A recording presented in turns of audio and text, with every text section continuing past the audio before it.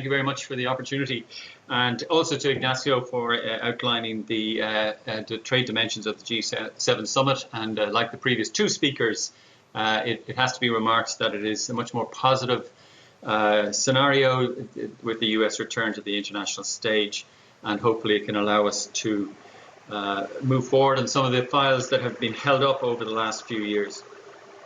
As Renew Europe's shadow rapporteur on the trade policy review, it was gratifying to some extent to see some of the themes that were in the trade policy review come through the communique from the G7 on trade, particularly in the area of fair trade, on level playing field and multilateralism, but also a specific reference to the Sustainable Development Goals.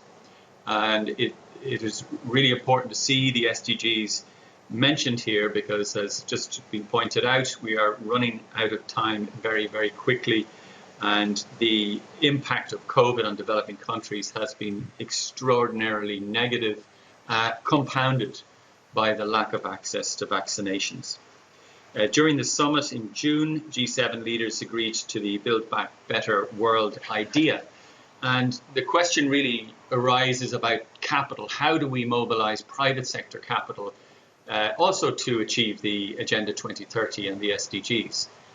Professor Jeffrey Sachs told an informal SDG Alliance last week that capitalizing development banks is probably the only way in which the finance can be secured, and in that way having a multiplier effect and a leverage effect on private sector capital coming in to try and achieve some of the targets. But it is good to see that there was some progress on that, albeit there are very clear divisions on the health issue, and particularly in relation to TRIPS. There is agreement, however, on international tax, and particularly the OECD Pillar 2.